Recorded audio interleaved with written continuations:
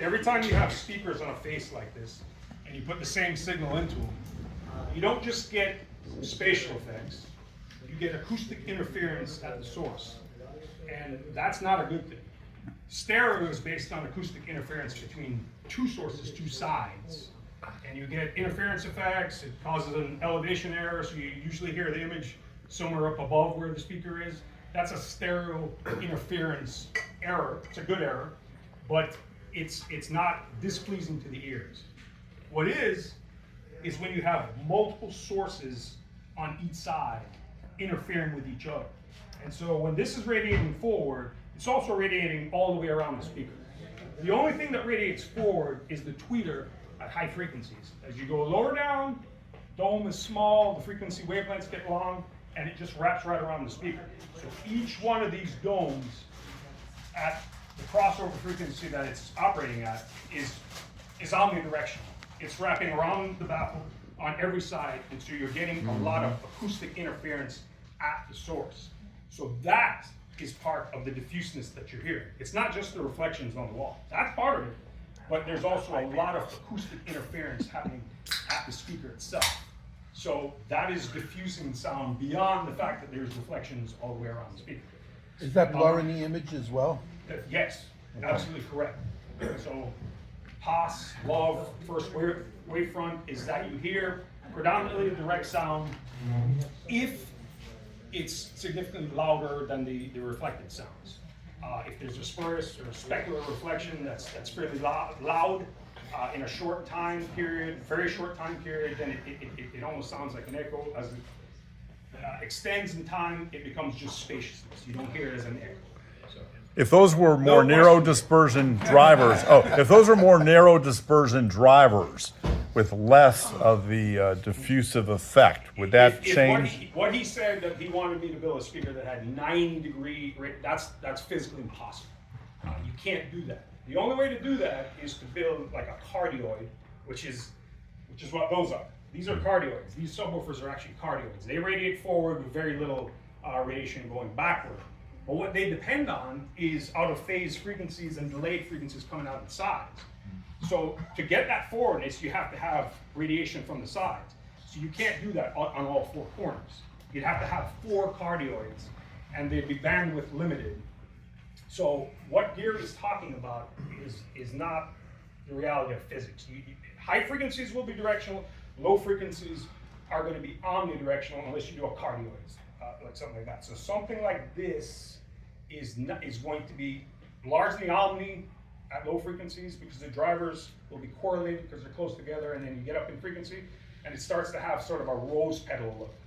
So if you measure this speaker all the way around, you're going to see petals. You're going to see petals. There's lobes, if you want to call it that. And that, again, that's what you're hearing. If you move around, you'll hear hot spotting, in various areas. What's hitting the wall here is, just a lot of frequency-dependent lobes. And so you're going to hear some frequencies accentuated, some not as much. And so again, that's creating a lot of the image stretch and impreciseness. Is it easier to do cardioid in bass than it is in mid-range? No, it's the same principle. Because you're canceling out, right? You're canceling out phases with the cardioids on the sides. You're creating a phase delay. Okay. Either electronically or acoustically. I'm using acoustic delay in that by having damping inside the chamber and then slots on the side that delay the radiation coming off the rear, so that when the front radiation comes out it's positive, the rear radiation is negative, but it's now delayed and attenuated slightly, and it starts to cancel behind the speaker. Everybody's kind of familiar with dipoles, I hope. It radiates to the front, radiates to the side, or to the back, but when you get to the sides, the front positive, rear negative cancel each other, and you get a null. Mm-hmm. So if you're ever heard of dipole woofer system, Spatial Audio makes those. You heard of them? Spatial and what's that guy? Martin Logan's a what's dipole. Danny Ritchie? No. That's what they do. The They guy who's space out and they come to our cancel show. the sound.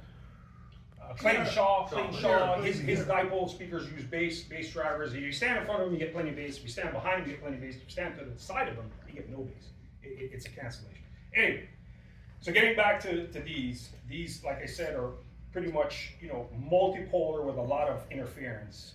And that's why I wanted to compare them to a typical forward radiating speaker, which my speaker represents by these front drivers. These are just coaxial drivers, tweeter, mid-range. They both go down, or the whole thing goes down to about 100 hertz, similar to this, and it's crossed to these subwoofers.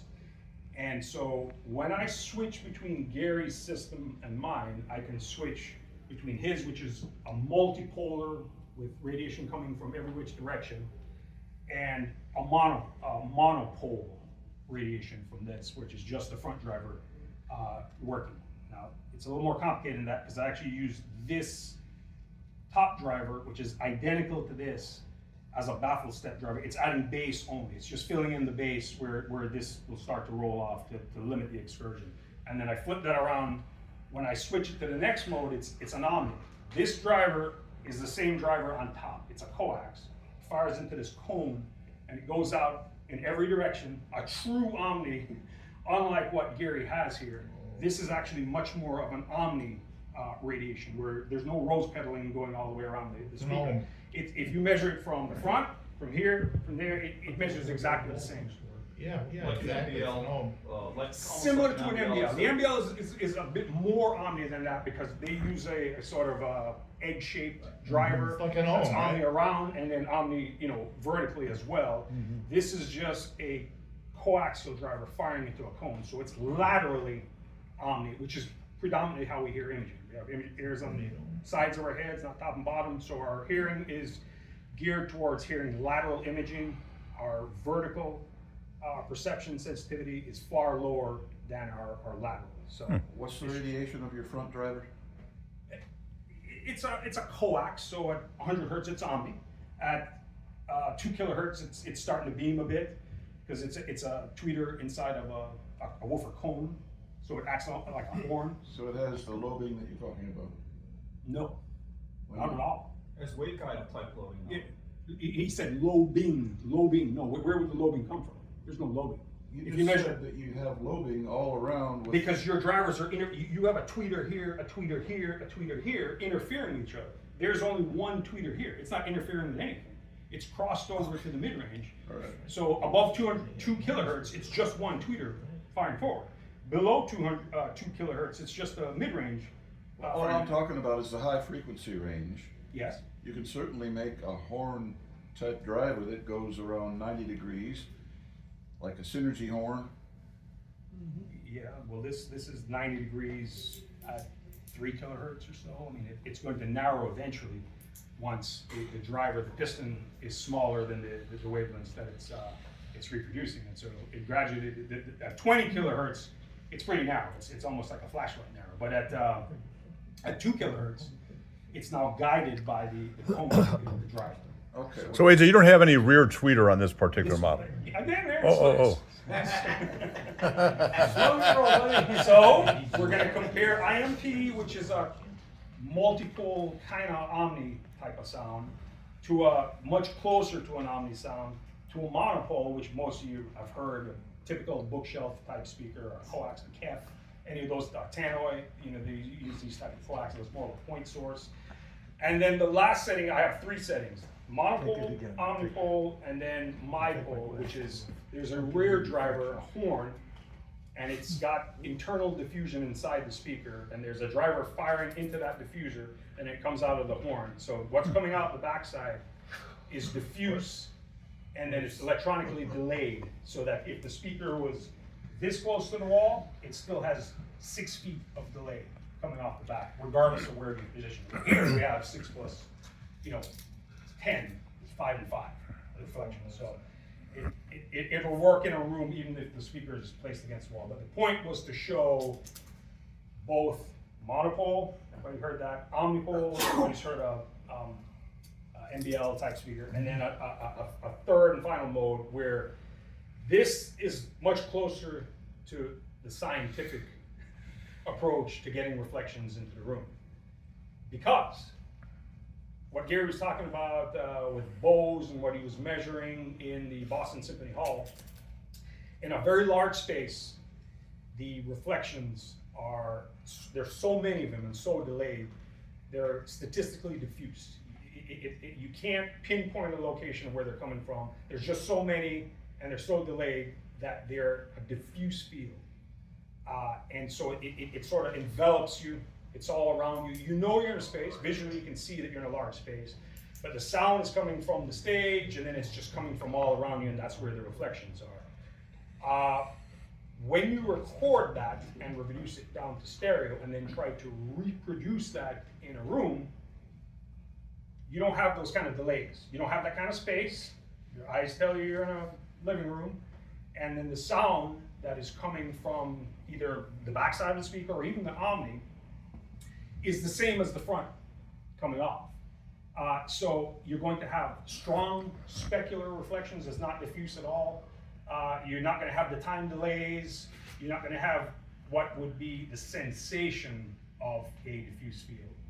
However, all is not lost is that, yes, it's too small to have a true statistical diffuse field in a living room space, but you can create the perceptual sensation of that by heavily diffusing the sound coming off the rear, delaying it relative to the front, and then in my system, I decorrelate it as well with a Harman Logic 7 processor, but we're not gonna do anything like that here.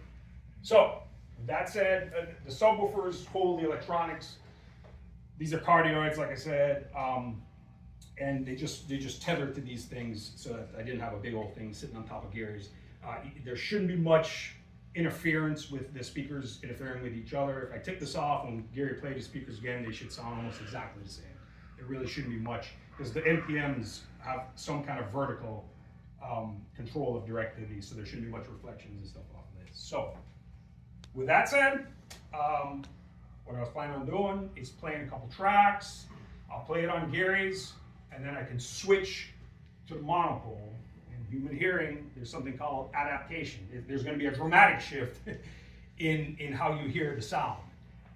If you sat here long enough and listened to the monopole, when I switch to just the monopolar radiation, you'll start to hear more dead.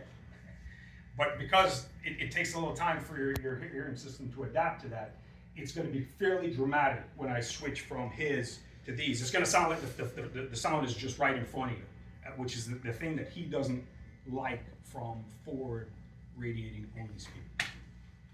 I might as well put my thought in now instead of at the end, which I was going to do. My point is, with image model theory, that you can't reproduce that concert hall sound with all of the reverberations that you hear when you go there live. You can't reproduce that with just direct firing speakers. You can't take all of that sound and then shove it through the front of the speakers and have it sound the same. Right. It just can't happen. Correct. That's why you're experimenting with multi-directional speakers, and that's why I am. I'm not experimenting. I'm using AES double-blind listening test papers to do every single thing that goes into it. Every single thing that goes into this has been double-blind tested and proven and demonstrable. This isn't a theory. This is pure science goes into this. So, but So, like if I can said, interject, so Gary is yours is the hypothesis, and Gary is saying it's the scientific theory that's been experimented and proven. His theory is that stereo is supposed to be reproduced the way these things are doing it.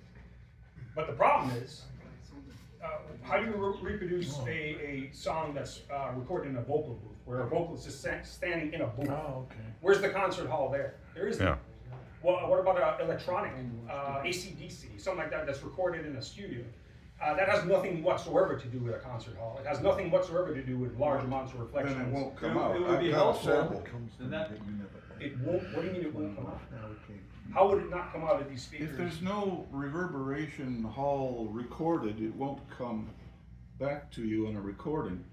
I have an example of a recording that was multi-channeled and has no acoustic signature in it. What happens is it simply sounds like it's happening in your room, not in a big concert hall.